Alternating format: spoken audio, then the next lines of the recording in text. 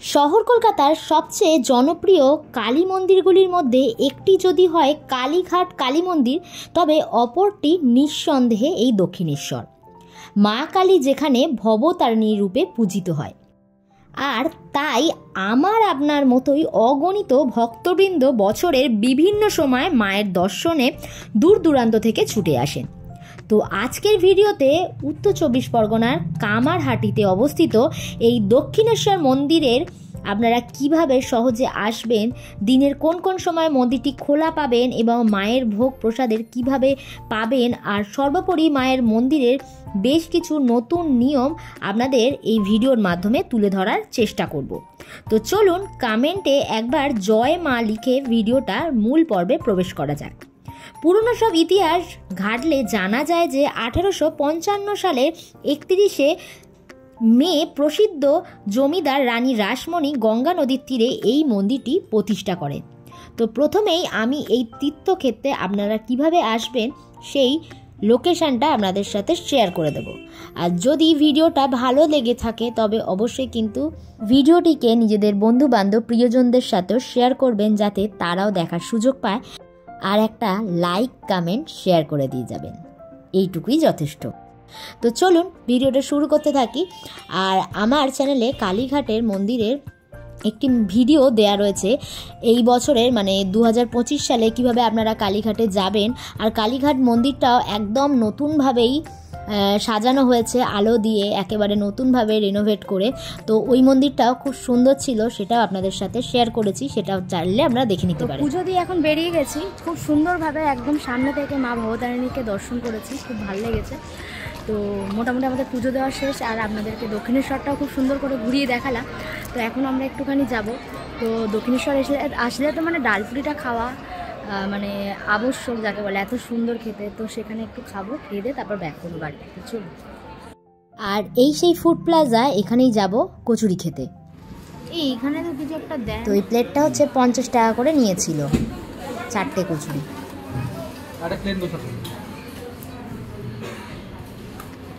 ভালো, এটা ফেভারিট বলো আমাদের।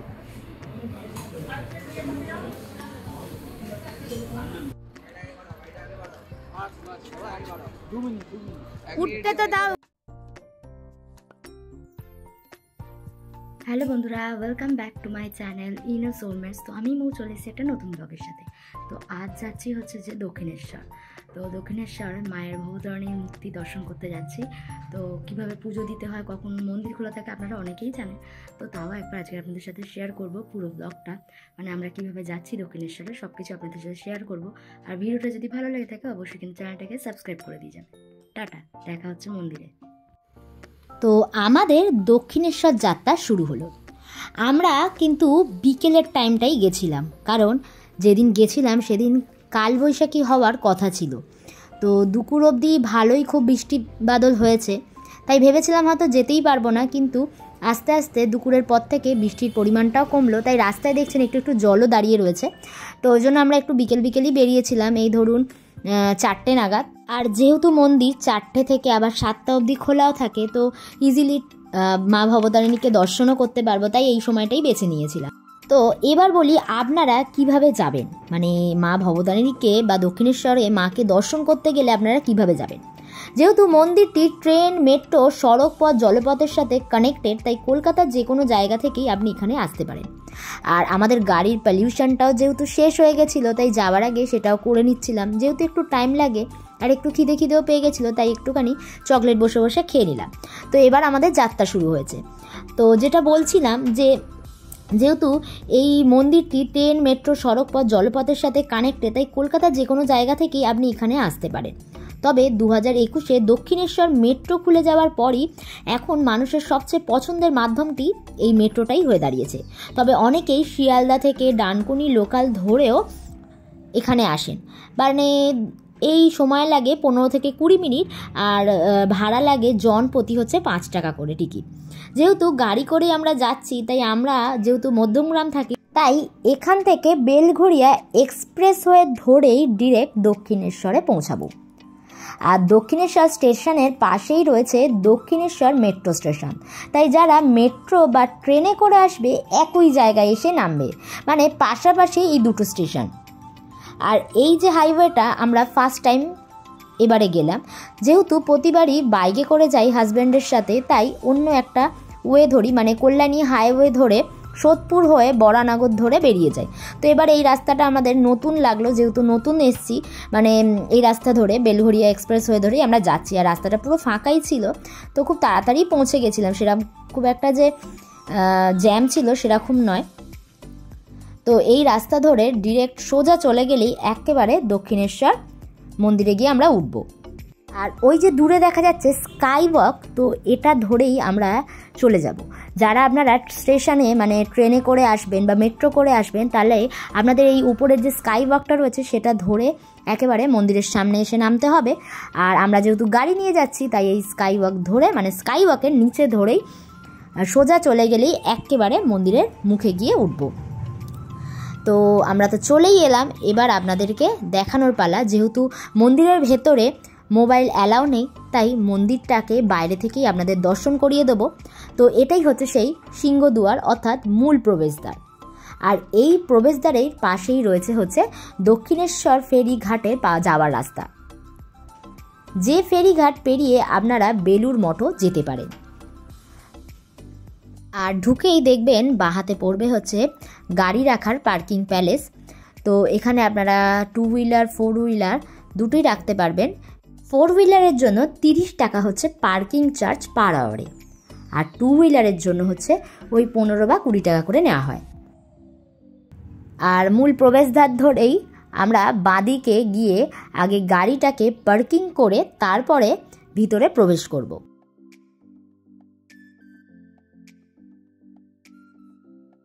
মূল প্রবেশদ্বার দিয়ে যদি আপনারা ঢোকেন, তাহলে দেখবেন ডান দিকেই হচ্ছে এই সুবিশাল একটি প্রতিচ্ছবি রামকৃষ্ণদেবের। আর এই মূর্তি থেকে কিছুটা এগিয়ে গেলেই দেখতে পাবেন হচ্ছে যে ব্যাগ, জুতো, মোবাইল ফোন এবং বিভিন্ন জিনিসপত্র রাখার কাউন্টার। তো আমরা ওই জন্য এই রাস্তাটা ধরেই এগিয়ে যাচ্ছি। আর আপনারা যেখানে নির্দিষ্ট টাকার বিনিময়ে জুতো, মোবাইল, ব্যাগ এগুলো রাখতে পারেন। আর এটা রেসিডেন্সিয়াল ফ্ল্যাট, এখানে আসলে আপনারা কিন্তু থাকতেও পারেন বা অনেকেই ফ্ল্যাটগুলো কেনে থাকার জন্য। তো এবার আমরা দুজনে একটু হেঁটে সামনের দিকে যাচ্ছি। তো আগে আমরা ঠিক করলাম, যেহেতু বিকেল বিকেল এসছি না, তো ওই জন্য ভাবলাম যে আগে গঙ্গার ঘাটে যাব, গঙ্গার জলটা নিয়ে নেব বাড়ির জন্য, তারপরে ভিতরে যাব। তো আপনাদেরকে দূর থেকেই আগে মন্দিরটা দর্শন করিয়ে দিই, কারণ বিকেল হয়ে যাওয়ার পরে আর সেরমভাবে পুরো মন্দির চত্বরটা আপনাদের ঘুরিয়ে দেখাতে পারবো না, অন্ধকার অন্ধকার হয়ে যাবে। যেহেতু এখানে অনেক লাইট রয়েছে, তাও অসুবিধা নেই, তবুও তাই আগে ভাবলাম যে পুজো দেওয়ার আগে একটু দক্ষিণেশ্বর মন্দিরের চত্বরটা আপনাদের ঘুরিয়ে দেখিয়ে দিই। আর দূরে তো দেখতেই পাচ্ছেন মায়ের মন্দির কী যে সুন্দর। আর যতবার আসি এই ঠাকুরের মূর্তি আর হচ্ছে যে মন্দিরের চূড়া দেখে যেন মন প্রাণ ভরে যায়। আর এখানেই রয়েছে স্বামী বিবেকানন্দের একটু স্ট্যাচু। মন্দিরে পুজো দেওয়ার জন্য আপনাদের কিন্তু আগে থেকেই বাইরে মোবাইল ব্যাগ রেখে দিতে হবে। তো মোবাইল রাখলে যে চার্জটা আপনাদের দিতে হবে, পে করতে হবে, সেটা হচ্ছে 3 টাকা। জুতো রাখলে চার্জ পে করতে হবে 6 টাকা এবং ব্যাগের জন্য হচ্ছে 10 টাকা। এবার মূল মন্দিরের ভিতরে কোনো অবাঞ্ছিত কিন্তু কোনো জিনিস নিয়ে প্রবেশ করা যাবে না। চলুন এবার আসি আসল কথা। মন্দির যখন খোলা থাকে ও পুজো দেওয়ার কি ব্যবস্থা রয়েছে। এই মন্দির সকাল 6:30 থেকে দুপুর 12:30 আর বিকেল 4টে থেকে সন্ধে 7টা অবধি খোলা থাকে। আর তার মাঝে 6:30টার সময় সন্ধ্যা আরতি হয়, তো সেইটুকুর সময় একটু মন্দিরটা বন্ধ থাকে। পুজোর ডালা আপনারা স্কাই ওয়াকের উপরের দোকান দিয়েও কিনতে পারেন, অথবা মন্দিরের নিজস্ব কিছু ডালা কিট থাকে সেখান থেকেও আপনারা কিনতে পারেন। সর্বনিম্ন আপনারা 51 টাকা থেকে ডালা পেয়ে যাবেন। তো এটাই হচ্ছে মন্দিরের প্রবেশপথ। দেখুন কত ভক্তের লাইন পড়েছে। আর যেহেতু চৈত্র মাস পড়েছিল না, তো ভালোই ভিড় ছিল। এটাই হচ্ছে এখানে সিকিউরিটি চেক হয়। আর এই সিকিউরিটি চেক করার পরে দেখুন ওই যে সোজা সবাই চলে যাচ্ছে, সামনেই রয়েছে এন্ট্রি গেট। আর এন্ট্রি গেটের পাশেই রয়েছে হচ্ছে এক্সিট গেট, মানে এন্ট্রি গেট দিয়ে ঢুকে মাকে দর্শন করে আবার এক্সিট গেট পাশেই, সেখান থেকে আপনারা বেরিয়ে আসতে পারবেন। তো এবার মন্দিরের পিছন দিকটা আপনাদেরকে নিয়ে যাচ্ছি, যেখানে বাবা রামকৃষ্ণদেবের থাকার বাসস্থান বা একটি ঘর মতো রয়েছে। সেটাই আপনাদেরকে একটু দূর থেকে দেখাবো, কারণ সেখানে ক্যামেরা অ্যালাউ নেই, তাই ভিতরটা পুরোটা দেখাতে পাচ্ছি না। আর এখানেই রয়েছে মা রাসমণির একটি স্ট্যাচু, এটাও খুব সুন্দর করে তৈরি করা রয়েছে। একটা ফলস ব্রিজ দিয়ে খুব সুন্দর করে এই জায়গাটা তৈরি। তো এটা দেখেই এবার এটাই হচ্ছে বাবা রামকৃষ্ণদেবের থাকার জায়গা, এখানেই বসে উনি ধ্যান করতেন। তো এখানে ক্যামেরা অ্যালাউ নেই, তাই দূর থেকেই আপনাদেরকে একটু দেখিয়ে দিচ্ছি। এই যে দেখুন, এখানে অনেকেই সিঁড়িতে বসে আছে, রামকৃষ্ণ মহাদেবকে স্মরণ করছে। তো এটা দূর থেকেই দেখিয়ে দিলাম আপনাদেরকে।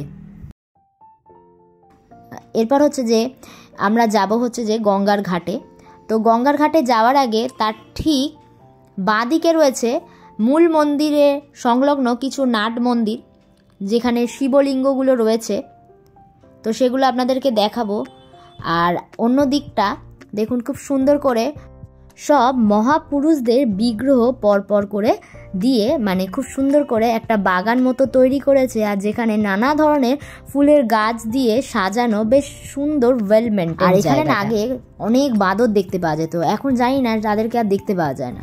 আর এখানে এই দেখুন নাট মন্দিরগুলো রয়েছে, যেটা যে মূল মন্দিরকে ঘিরে বাবা শিব ঠাকুরের মন্দিরগুলো। আর যেহেতু সূর্যাস্তের সময়টাও এসছি, কি যে সুন্দর একটা মুহূর্ত দেখতে লাগছে। তো চলুন আপনাদেরকে হুগলি ব্রিজ সংলগ্ন যে গঙ্গার ঘাটটা সেখানে নিয়ে যাই। এই সিঁড়ি ধরে এবার আমরা নামছি। আসলে যখনই আসা হয় কাছাকাছির মধ্যে বাড়ির জন্য গঙ্গার জলটা নিয়ে যাই, জোয়ারের জলটা। আগেরবারে যখন আমরা গেছিলাম ব্যারাকপুরের অন্নপূর্ণা মন্দিরে, সেখান থেকেও এনেছিলাম। তো যখন যেরকম পাই সেখান থেকেই নিয়ে যাই। আর দূরের আকাশটা দেখুন কি সুন্দর লাগছে। আর এই গঙ্গা ঘাটের পাড়েও দেখবেন অনেক মানুষ বসে থাকে বেশ অনেকটা সময় ধরে। আসলে চারপাশটার পরিবেশ এত শান্ত স্নিগ্ধ যে মন ছুঁয়ে যায়। তো আমারও বেশ ভালো লাগে এখানটা আসতে। তো যখনই আসি কিছুক্ষণ বসে তারপরে এখান থেকে যাই, মাকে পুজো দেওয়ার পরে আসি, কিন্তু এবারে আগেই এসেছিলাম। গঙ্গার ঘাটটা ঘুরে আপনাদেরকেও সাথে করে নিয়ে দেখালাম। এবার এখান থেকে জল নিয়ে আর নিজের মাথায় একটু গঙ্গার জল ছিটিয়ে এখান থেকে এবার মন্দিরের দিকে রওনা দেব, কারণ পুজো দেওয়ার আছে। বেশ ভালোই লাইনও পড়েছে শুনলাম।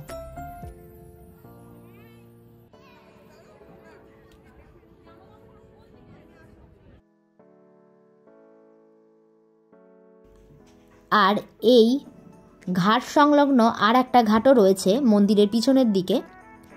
তো ওটা করোনার সময় কিছুদিন বন্ধ ছিল, তো এখন আবার ওটা খুলেছে। তো আর এইখানেও দেখুন প্রচুর মানুষের ভক্তদের ভিড় রয়েছে। আর এখান থেকেও সূর্য অস্তটা মারাত্মক লাগছিল, সিনারিওটা দেখার মতো যাকে বলে।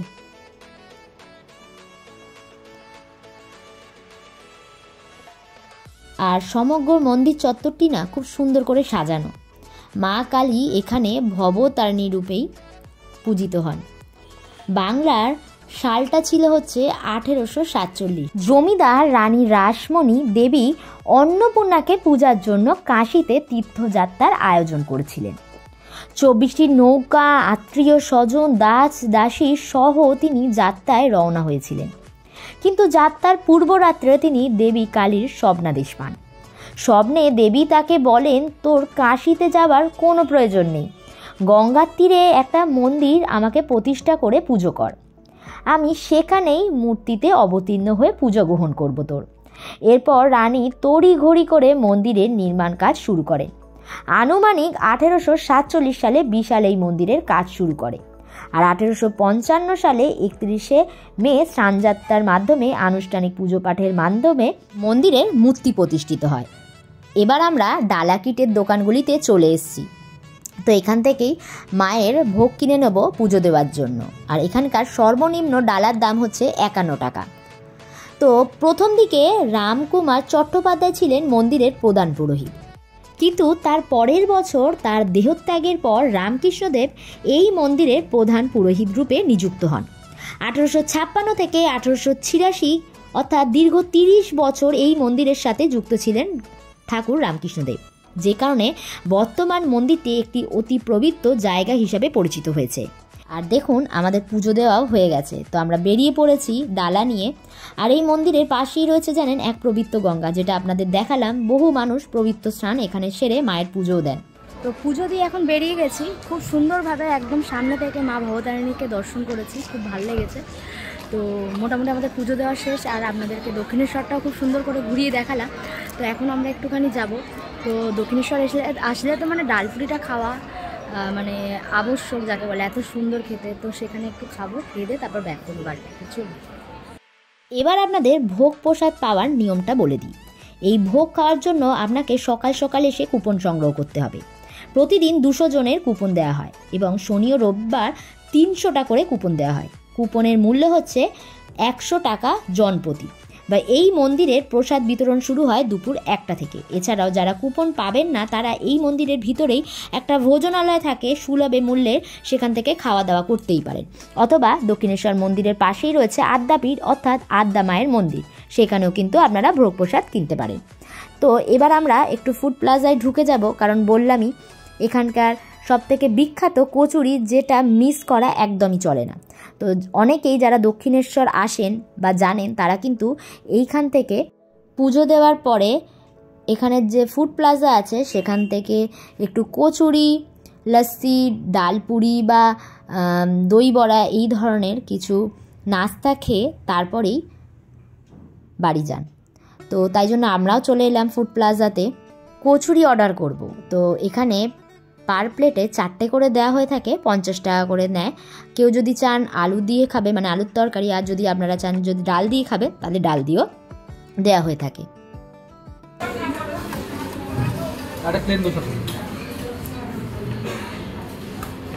ভালো, এটা ফেভারিট বলো আমাদের।